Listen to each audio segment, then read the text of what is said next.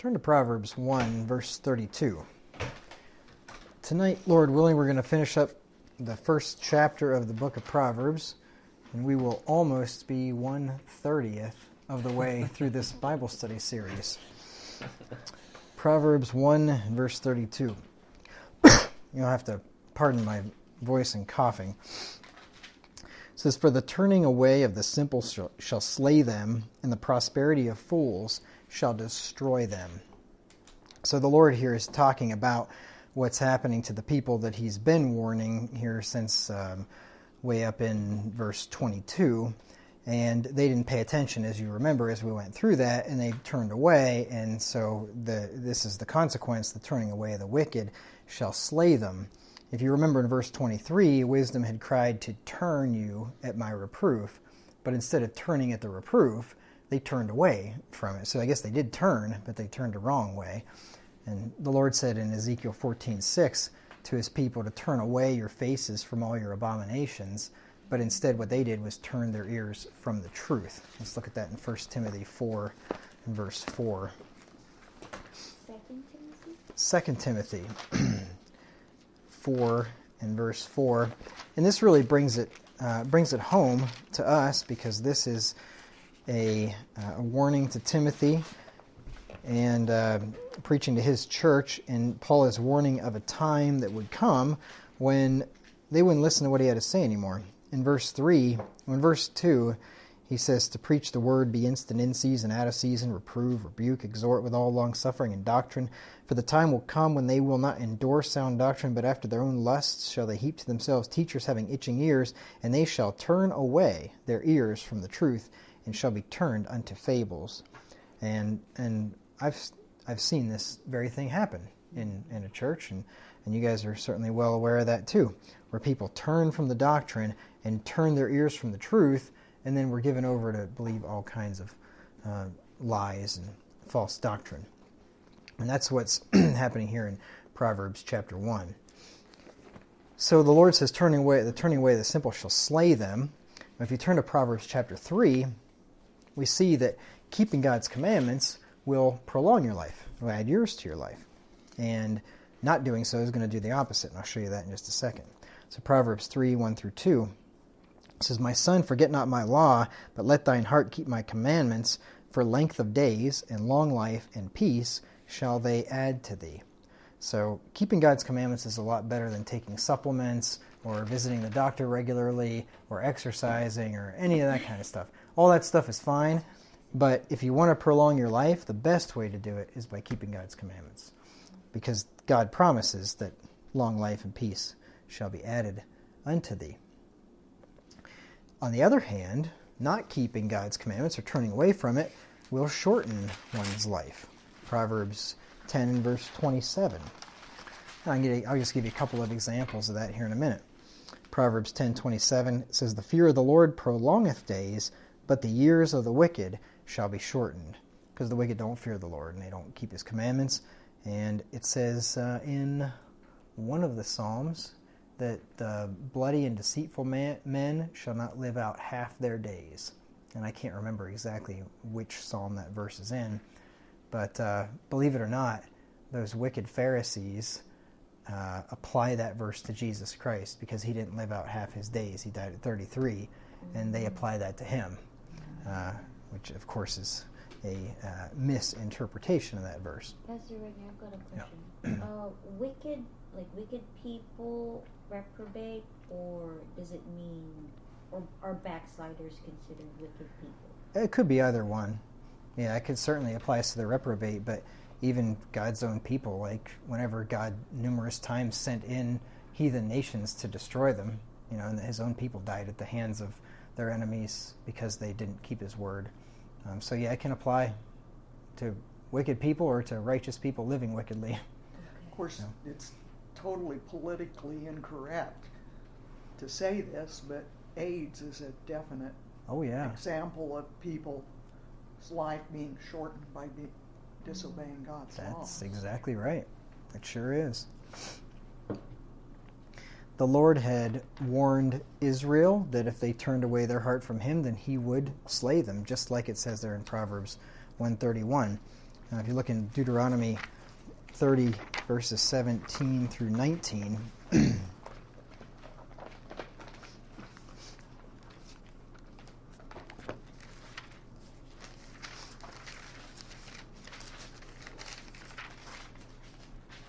Deuteronomy 30, 17 through 19. It says, "But if thine heart turn away," remember the turning away, the wicked shall slay them. "But if thine heart turn away, so that thou wilt not hear, but shalt be drawn away and worship other gods and serve them, I denounce unto you this day that ye shall surely perish." Remember, the turning away of the wicked shall slay them. "And that ye shall not prolong your days upon the land whither thou passest over Jordan to go to possess it. I call heaven and earth to record this day against you, that I have set before you life and death, blessing and cursing. Therefore choose life, that both thou and thy seed may live." So these are God's own people here, and he's saying you got a choice. You choose life or death. It's up to you. Now, I've actually had people, an Arminian family member of mine, try to use this verse to say that salvation's all up to you. God says, "I set before you life and death, choose life." Like this is some, hey, you can have eternal life or you can go to hell, it's up to you. He's talking to his own blood-bought people here that he bought out of the land of Egypt, and his own people that he loved. He's not giving the reprobate some choice to go to heaven or not. He's talking about physical life and physical death dwelling in the land, right there in the context. Well, I thought I would just share that with you because maybe somebody will throw that one at you like they did to me. That was thrown at me years and years ago, before when I was just first learning the doctrine of grace. There was a king in Israel that didn't heed this warning, and he had to learn his lesson the hard way. His name was Amaziah, and it's recorded in 2 Chronicles 25 and verse 27, just to show you an example of this principle here. It says, 2 Chronicles 25:27, "Now after the time that Amaziah did turn away," remember the turning away of the wicked shall slay them. "Now after the time that Amaziah did turn away from following the Lord, they made a conspiracy against him in Jerusalem, and he fled to Lachish. But they sent to Lachish after him and slew him there." And that is a pretty much word-for-word fulfillment of exactly what God said would happen. They slew him because he turned away from the Lord. And the same warning should be heeded by us, because the Scripture warns us in Hebrews 12:25 to not turn away from God that speaks to us in heaven. Hebrews 12, verse 25. Says, Hebrews 12:25, "See that ye refuse not him that speaketh." In other words, if God's speaking to you and you refuse him, what do? Turn away. Right? You don't look at him. You don't pay attention to what he's saying anymore. "For if they escape not who refused him that spake on earth, how much more shall not we escape if we turn away," there you go, turn away from him that speaketh from heaven. So these warnings certainly do apply to us. And there'd be plenty of parents out there that could tell you very, very sad stories about their children that they trained up in the way that they should go, and then they turned away. And their turning away ended up slaying them. Like, for instance, being slain by drugs. I know of a parent that happened to. Terribly, terribly sad. One of my mom's best friends, her son, died here a couple years ago of a heroin overdose. Really sad. Or alcohol, or drunk driving, or STDs like Bev just mentioned. Reckless driving. Goodness, I can't tell you how many times I could have died. I mean, it was just within seconds of death. When I was a stupid teenager. Gang violence, suicide, all those things. The turning away of the wicked shall slay them, and it's terribly sad. So fools turn away from God and invite his wrath, but contrarily, in Proverbs 29:18, it says that wise men turn away wrath. Right? So you can either turn from God and get wrath, or else you can turn to God and turn away wrath. And that's, of course, what we want to do. We want to follow wisdom. And if we want to avoid the judgment, then just follow Job's example in Job 23:12, where Job said, Neither have I gone back, or turned away, in other words. Neither have I gone back from the commandment of his lips. I have esteemed the words of his mouth more than my necessary food. That reminds me of a verse. Esteemed the words of God, the words out of his mouth, more than my necessary food. Can anybody think of a verse that reminds you of that? Something that Jesus said one time? Does not live on bread alone. Yep, but by every word of God. Yep, that's right. Matthew chapter 4. Okay, let's look at the second part of that verse. Turning away the wicked shall slay them, but the prosperity of fools shall destroy them. So there's two ways here this verse is showing us that people, God's own children, can be destroyed, either from turning away from him or from being made prosperous. And we generally think of prosperity as a blessing, but I'm going to show you tonight that it can be, it doesn't have to be, but it can be a curse on people. And God warned his own people about this, and we'll look at that in just a second. Prosperity is the condition of being prosperous, successful, or thriving, good fortune, success, well-being. So there's nothing wrong with prosperity. I mean, that definition, those are all good things, right? That there's nothing inherently wrong with it. If you notice in the definition, this could be applied to material wealth, right? Success, good fortune, but it doesn't have to be. It could also be in status or in happiness or in health or any number of things where you could be prosperous and you might not be well off money-wise, but you can be prospering. There's a proverb, let me see, I think it's in Proverbs 13. I really like this one. Proverbs 13:7. There is that maketh himself rich, yet hath nothing. He's rich and wealthy, but he's not prospering. Right? There is that maketh himself poor, yet hath great riches. So you can have great riches and be materially poor. Jesus said to lay up treasures in heaven, where moth and rust doth not corrupt, and where thieves do not break through nor steal. So prosperity in and of itself is not necessarily sinful or harmful. It is true that the wicked are often prosperous. I'll show you a verse that shows you that. And this verse will just confirm what you've seen, Psalm 73.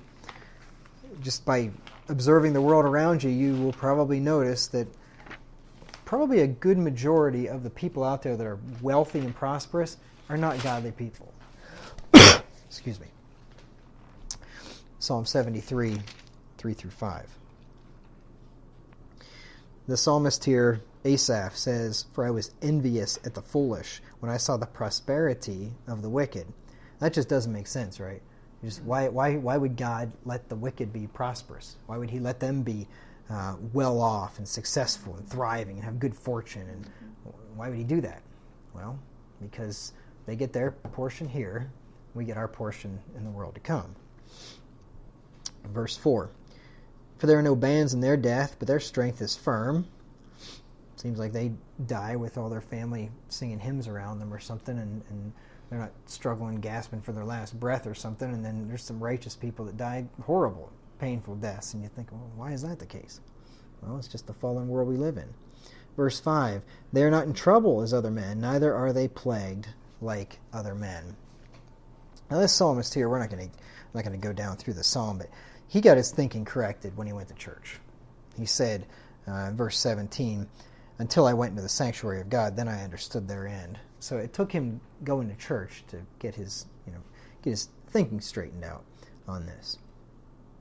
But God also gives prosperity to the righteous, too. And there's a way that every one of us can get that. Look at Joshua 1 and verse 8.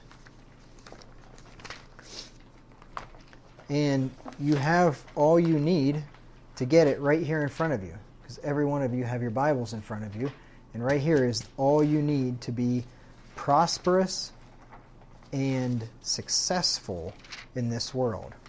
And remember, prosperous and prosperity doesn't necessarily mean money, right? If you pay attention to this book, you can be, if God blesses it, you can be wealthy monetarily too, but that's not what God primarily promises. Joshua 1 and verse 8 says, this book of the law shall not depart out of thy mouth, but thou shalt meditate therein day and night, that thou mayest observe to do according to all that is written therein, for then shalt thou make thy way prosperous, and then thou shalt have good success. So there's the key to prosperity, is meditating in God's Word. And in order to meditate in it, you got to read it, right? Because meditating in it is thinking on it, and musing and considering it. So it's good to read, but it's better to meditate. And I need to hear this as much as anybody else needs to hear it, because everybody knows what it's like sometimes when you're reading the Bible and your mind is somewhere else and you really can't focus on it. And sometimes the best thing to do in that situation is just to pick one verse and just to read it and just think about it. Just think about everything that's contained in that verse. And then that'll draw your mind towards it, into it. And you're not... You ever read a whole paragraph? You actually know that your eyes passed over them and you said the words in your mind, but you were thinking about something totally different, right? And so the key to that is sometimes just picking out one verse and meditating on it. And then the other thing is to humbly seek wisdom, as did Solomon, and then we will be prosperous and successful as well. Now remember, you have to define prosperity as the Bible defines it. You have to define success as the Bible defines it. Because worldly success isn't necessarily what God considers to be success. God considers martyrs that got their heads chopped off to have lived a successful life, and they get a crown of life when they get to heaven. Most people wouldn't consider that success, but if you make it halfway through your life and get your head chopped off, they would probably not say, get up there in your eulogy and say, rattle off all of your accomplishments, right? But let me tell you what, if I got a chance to preach the sermon of a martyr, I would certainly be rattling off the accomplishments, and right there, that is the best accomplishment. First Kings 10 and verse 7. Says, howbeit I believed not the words until I came, and mine eyes had seen it. This is the Queen of Sheba talking to Solomon. And behold, the half was not told me. Thy wisdom and prosperity exceedeth the fame which I heard. And if you remember how Solomon received that prosperity, and in this case the prosperity was material wealth. And we remember from earlier in this study, and no doubt from reading it yourself, that Solomon, whenever the Lord asked him what he wanted, he didn't ask for wealth, he didn't ask for long life, he didn't ask for the lives of his enemies. He asked for wisdom and an understanding heart to judge God's people. And God gave it to him. And he gave him all those other things as well. Now, prosperity can be a blessing, but you know what? It will actually try the righteous just as much or more as poverty. I can give you a Bible that'll prove this. Proverbs chapter 30. We might think, well, how could prosperity be trying for us? If you have everything you need and life's going great, why would that be a trial? Wouldn't you just thank God for it and be happy and thankful and grateful and da-da-da? No, that's not usually how it works. You might be happy and thankful the first time something good happens, but then after a while, you kind of forget about God sometimes, and that's maybe why God doesn't allow his people to be so prosperous and successful as he does some other people. Proverbs chapter 30, verses 8 through 9. The proverbist, I don't even know if that's a word, but I made it up before, so I guess I'm just referencing a new word now. Proverbs 30, 8 and 9 says, remove far from me vanity and lies. Give me neither poverty nor riches. Feed me with food convenient for me, lest I be full and deny thee, and say, who is the Lord? Or lest I be poor and steal and take the name of my God in vain. So either extreme poverty or extreme wealth could be detrimental to a Christian. Because if you do have everything you need and more, and you're full, then you end up denying the Lord and saying, oh, what do I need God for? My hand hath got me this wealth. Right? That's what God said that Israel would say. And I think we may even get to that verse here. It may even be the one that I'm turning to. Deuteronomy chapter 8. Like old King Nebuchadnezzar, right after Daniel interpreted this dream for him and told him that he was going to end up being cast out into the wilderness until 7 times over, and he was going to be crawling around like a beast. And it didn't take Nebuchadnezzar long before he's walking through his kingdom and looking at it all, and he says, look at this great kingdom that I have builded. And right there, his understanding departed from him, and he went out to the field, and his hair grew like bird's feathers, and his fingernails grew out like bird's claws, and he crawled around and ate grass like an ox. Right there, just because he said, look at this great kingdom I have builded. He didn't realize where the prosperity came from. Look at Deuteronomy chapter 8, 11 through 20. And if you never end up being rich in this world, there may be a reason for that.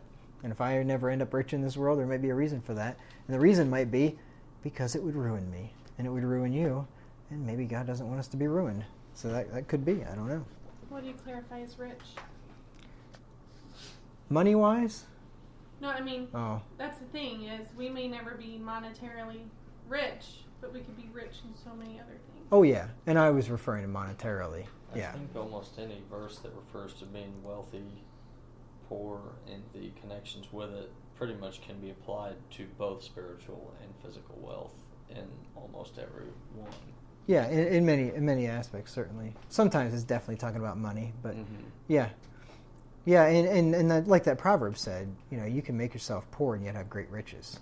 So there is spiritual riches that won't destroy you, obviously, but the monetary stuff sometimes will.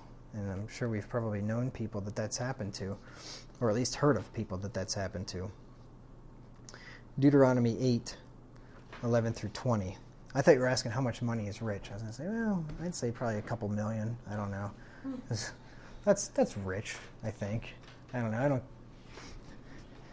If you got less than that, you could blow it on a nice house, right? So I don't know if I'd say you're rich if you got less than that. But anyway. Deuteronomy 8, 11 through 20. It says, beware that thou forget not the Lord thy God in keeping his commandments and his judgments and his statutes, which I command thee this day. Let me just point out something to you. He says, beware that thou forget not the Lord thy God.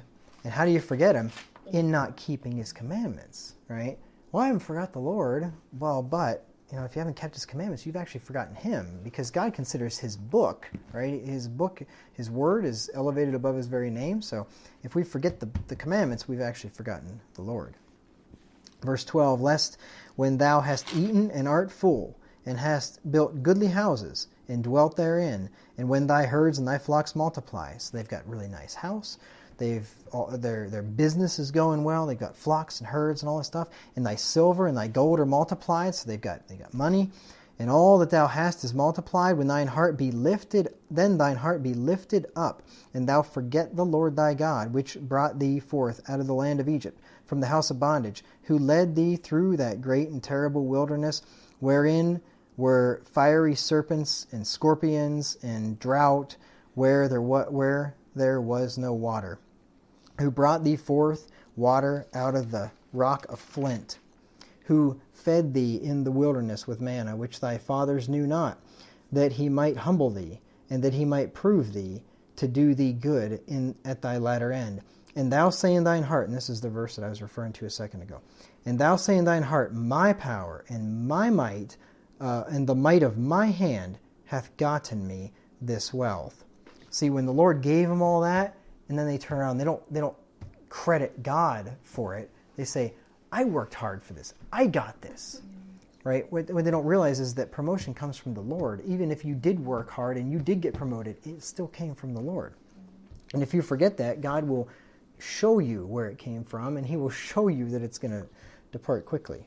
You can't even work hard lest God allow you to take a breath in the morning. That's right. Absolutely. But thou shalt remember the Lord thy God, for it is he that giveth thee power to get wealth, that he may establish his covenant which he sware unto thy fathers, as it is this day. And it shall be, if thou do at all forget the Lord thy God, and walk after other gods, and serve them, and worship them, I testify against you this day that ye shall surely perish.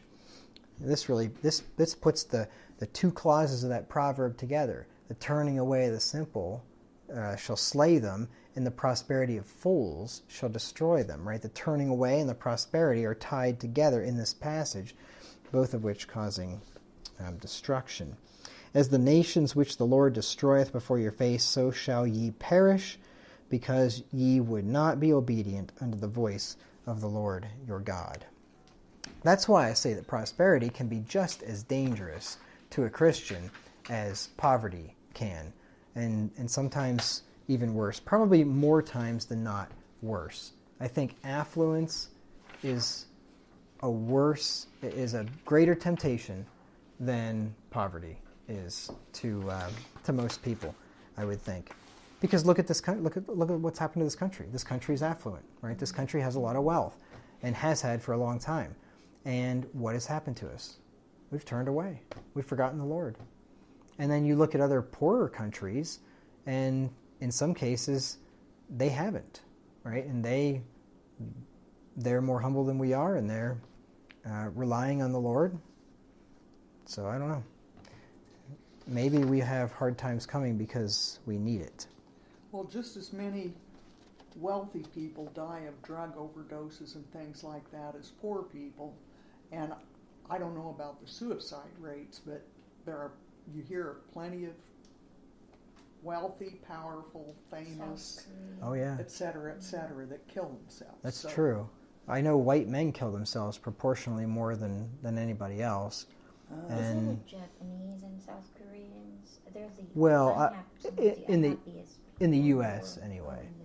Yeah, there's a really high suicide rate in Japan. And South Korea. Part of that because there's such pressure on them to succeed and to succeed in schooling and education, and if they don't measure up to that, then a lot of them kill themselves. And it's very sad. But you're right. There's a huge heroin opioid epidemic in suburbia. Not in the ghettos. I mean, maybe it's there too in the United States. Yeah, it's bad. So in poverty we turn to the Lord, in prosperity we often turn from Him. It takes a very wise and a strong man to be able to handle wealth and success. Look at Proverbs 11 and verse 16. And there's two reasons for that, and I'll give those to you in just a second. Proverbs 11:16. It says, "A gracious woman retaineth honor, and strong men retain riches." So what does that tell us? If strong men retain riches, what does that tell you? You have to be to retain it. You have to be strong. And if you're not a strong man, what's that imply is going to happen? You're not going to retain it, right? The riches are going to evaporate. Yep. Fall right through your fingers. So there's two ways that can happen. Either excessive wealth would be too much for the weak man to handle and he'll blow it like a drunken sailor, or he'll end up being puffed up with pride by it. So either way, he'll lose it through foolishness, or else, even worse, he'll become proud because of it. And in either one of those things is not good. It's like the psalmist said, and I'm sure that we can probably identify with this. We said in Psalm 30 and verse 6, "In my prosperity I said, I shall never be moved." Right? When we're prosperous and things are going well, we feel like we're on top of the world. Nothing's ever going to happen to me. I got this great job security. Everything's wonderful. Got a great family, got a great whatever. My 401k's got tons of money in it. I'm set for the future. Nothing's going to happen. I mean, what could possibly change this? Oh, anything. I mean, any number of things could change it in a heartbeat. This too shall pass. Yeah, that's right. It says riches make themselves wings and fly away as an eagle toward heaven. So I'd say being made proud by wealth is a bigger failure than being made poor by it. And you're thinking, how could you be made poor by wealth? I'm going to show you here in just a second. You probably heard about people winning the lottery or getting some huge inheritance. And for the average dolt, stupid person, that's going to be more of a curse than a blessing. And that's ubiquitous, right? I mean, I don't... It'd be interesting to see a study, and I didn't bother to look it up if there is such a thing, but of the percentage of people that win the lottery that are not broke within 2, 3, 4, or 5 years afterwards. And if I just had to take a swag at it, you know what swag stands for? Okay, I'm not going to tell you because it's not... not suitable language for a Bible study, but anyway. Yes, I don't know what then. Okay. It's a scientific wild something guess. Oh. So, anyway, I would say 75% would be my guess of people that win the lottery that are dead broke in a few years. And probably part of that is because of the type of people that play the lottery. You know, not everybody that plays the lottery is a dirtbag, but you ever go into like some of these gas stations around here and you see people that clearly probably don't have a job or don't have much of one if they do, and what are they buying on top of their $5 in gas so they can get, you know, through the next day? What are they buying? Lottery tickets, cigarettes, beer, snuff, whatever. I just see them. I mean, just spending crazy. Every time I go to the gas station, it seems. That little one at Walmart, there's, yeah, give me 5 of those, give me 10 of those, and idiots. But anyway, so that might be part of the reason, because the types of guys that play the lottery, you know, if they do win, are going to blow it all. But anyway. But sports figures, look how many of them wind up poor. Yeah. And, right. you know, for 10 years, they're making millions. Huge, yeah. Between their sports and their advertising. Right. And, yeah, absolutely. And they wind up poor. A lot of them dead do. Broke.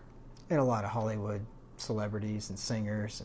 Part of that with the singers, I think, is that the labels get so much of the money that the singers, it looks like they're really wealthy, but they don't hardly get any of it, is what I've read. But anyway, you always hear these stories about people winning the lottery and being broke. Well, this is absolutely biblical. Look in Proverbs 13:11. Proverbs 13:11 says, "Wealth gotten by vanity shall be diminished, but he that gathereth by labor shall increase." Mm-hmm. Well, that wealth gotten by vanity would be a definition of the lottery. Vanity by nothing, basically, right? You just it's handed to you, right. And it's diminished. But if you labor and work for it, then you'll be increased. That's why it doesn't almost ever work that if you are wealthy, to give your kids a great big inheritance, or especially when they're younger or something. And it, maybe not in every case, but I would think in most cases, they're just going to blow it because they didn't work for it and they have no idea how wealth is generated. Families that retain wealth have it tied up in so that they can't get the actual wealth. They can only get the interest. Put it in a trust or something, and right. yeah, that's the way to do it. I think I'm no fan of Bill Gates or Warren Buffett, but those guys, they're going to leave the vast majority of their wealth to some charitable organization, which I'm sure is some horrible thing anyway. And they're going to leave a relatively small amount to their kids, like 10 million or something. Which I mean, but for those guys, I mean, that's nothing. That's literally pennies. Yeah. You know, that'd be like you leaving pennies to your kid. But I think like 99% of their wealth are going to give away or something, which unfortunately that's going to be a waste of money too. They made all these great products to enrich everybody's life and then get profit thereby, which they deserve, and then just turn around and give that to a bunch of wicked organizations. They're going to use it to do who knows what. But one of the things Warren Buffett's wife does is she has worked in Nebraska to get preschools down to 2 years and younger. Oh, isn't that wonderful? Really, yeah. Yeah, and penny, they call it pennies for something or something pennies. Yeah. And Broken Bow was so thrilled. They were one of the first communities in the state to get that money to get 2-year-olds into the school system. Well, why don't they just start it at like 3 days old? That way you don't ever have to parent your kids at all. You can give them to the state and they can take care of it for you. They'll get there, Pastor. Yeah. You know, it's coming. And that wealth by vanity, I've been told before that most, I don't know if you call it economists or what, but people that are in the know on such things say that if you actually did like just take all the money in the United States and just level it with everybody so everybody goes up or down, everybody in the United States has the same amount of money. The people that are rich now will be rich again in a few years. Yeah. Yep. Yeah, that's absolutely right. Because the thing is, the people that are poor because they know how to spend money. The people are rich because they know how to save money and invest it. And that is not going to change. Yep, so that's you right. take and level it all. It'll all go back to the same way it was. That's exactly right. and poor people and rich people think differently. And poor people just tend to think that the rich just got lucky or something. And there is the average guy that got it, inherited it or something. But I would say the vast majority of rich people did not get that way by accident. Yeah. They got that way by blood, sweat, and tears, and acumen, and wisdom, and hard work. Good investments. Yeah, absolutely. Proverbs 20 and verse 21. It says, an inheritance may be gotten hastily at the beginning, but the end thereof shall not be blessed. So it goes for lottery proceeds or for an inheritance. You get it quickly and you lose it just about as quickly. Now, most people, I think, would respond to this and say, I know the rest of those idiots would do that, but not me. Not me. If I won the lottery, I'd be good. I'd save it. I'd invest it. I'd be set. I mean, not me. I know those other idiots. No way. I'll just ask you some questions here, and this might not be absolutely sure, but I'd say the answers to these questions would let you know if winning the lottery would help you out or it wouldn't help you out at all. Do I spend more when I make more? So if you get a raise, do you spend more as you make more or not? Do I save no matter what my income? So, if your income goes down by 30%, do you still save money, or you say, well, I can't afford to save money now? Do I save more than I did 5, 10, 20 years ago, depending on how old you are, when I made less? Or do I save the same amount now as I did then and spend the extra? And I'm sure the answer with most people is, yeah, I save the same amount that I always have. Nothing. Right? The average American is within one flat tire away from bankruptcy, and that is not even an exaggeration. The majority of people don't have $500 for a rainy day fund, which is insane, but that's the way it is. When I get a raise, do I save the extra after giving to the Lord, or do I just adjust my standard of living to meet my new higher salary? And I don't know what the percentages are, but most people, they spend whatever they make, right? If you're making $50,000 a year, you live on $50,000 a year. If you make $100,000 a year, you live on $100,000 a year. You spend everything you make. That's what most people do. Has my standard of living risen proportionally to my income over time, which is just another way of saying the same thing.